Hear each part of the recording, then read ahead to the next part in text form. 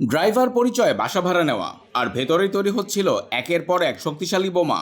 সাভারের হেমায়েতপুরের এক তিনতলা বাড়ি ঘিরে গভীর রাত পর্যন্ত চলা সিটিডিসি ও পুলিশের অভিযানে সমাপ্তি ঘটেছে। উদ্ধার হওয়া কয়েকটি পাইপ বোমা ঘটনাস্থলে নিষ্ক্রিয় করে পুলিশ। পরে বোমা ও বোমা তৈরির সব সরঞ্জাম নিয়ে নিচতলার ওই ঘরটি তালাবদ্ধ করে তারা ঘটনাস্থল ত্যাগ করে।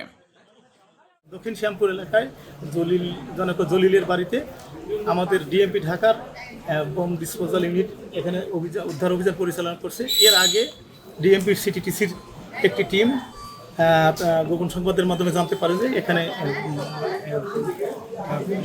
জেএমবির সদস্যরা অবস্থান করছে এবং তাদের কাছে বিস্ফোরক জাতীয় দ্রব্য আছে।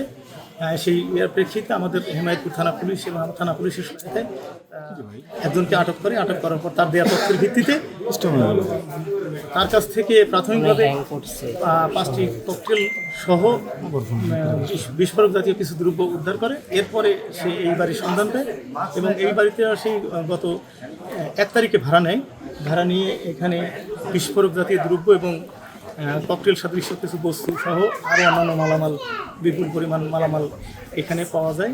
আমাদের সিটিটিসি বোম ডিসপোজাল ইউনিট উদ্ধার অভিযান পরিচালনা করছে। এই বাড়ি থেকে কাউকে গ্রেপ্তার করা হয়েছে? বাড়ি থেকে না, আমাদের হেমায়েতপুর এলাকা থেকে একজনকে গ্রেপ্তার করা হয়েছে এবং তাকে নিয়ে আরও উদ্ধার অভিযান চলছে।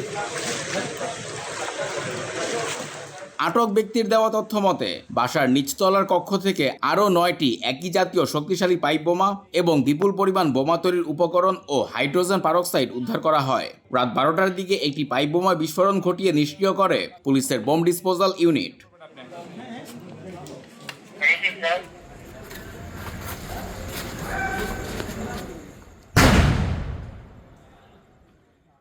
পুলিশের প্রাথমিক ধারণা, উদ্ধার হওয়া ককটেল সদৃশ বস্তু ও লিফলেট দেখে এটিকে নিষিদ্ধ ঘোষিত জঙ্গি সংগঠন জেএমবির কাজ বলে মনে করা হচ্ছে। সাধারণ মানুষের যেন কোনো ক্ষতি না হয় তাই পুরো ভবন ঘিরে রাখা হয়েছিল। এদিকে বাড়ির মালিকের পরিবার জানায়, গাড়ি চালক পরিচয় আব্বাস আলী নামের এক ব্যক্তি স্ত্রী ও সন্তানদের স্কুলে ভর্তি করানোর কথা বলে চলতি মাসের 2 তারিখে নিচতলার ফ্ল্যাটটি ভাড়া নেন।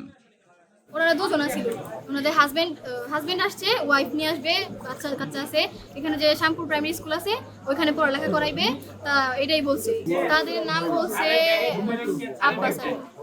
উনি বলছে যে আমরা ড্রাইভার, যেহেতু আমরা গাড়ি চালাই, আমাদের ওয়াইফ আছে দেশে, ওনাদেরকে এখানে শিফট করা হবে, তারপরে আমাদের ছেলে মেয়ে আছে এখানে স্কুলে ভর্তি করা হবে। ফ্যামিলি হিসেবে ভাড়া দেওয়া হয়েছে। এখন ওনাদের ভিতরে যে কি ছিল আমরা তো সেটা জানি। ভাড়া দেওয়া হয়েছে, ওনারা 3 তারিখ রাতে বেলা হয়তো 3 তারিখ থেকে থাকে। কয়জন থাকতো এখানে? 2 জন থাকতো। ডকুমেন্ট রাখেন নাই? হ্যাঁ, আছে এনআইডি কার্ড আছে। ওই আব্বাস আলী? হ্যাঁ, আব্বাস আলী এনআইডি কার্ড আছে। আটক আসামিকে সঙ্গে নিয়ে অন্যান্য স্থানে এখন অভিযান চালাচ্ছে আইনশৃঙ্খলা বাহিনী।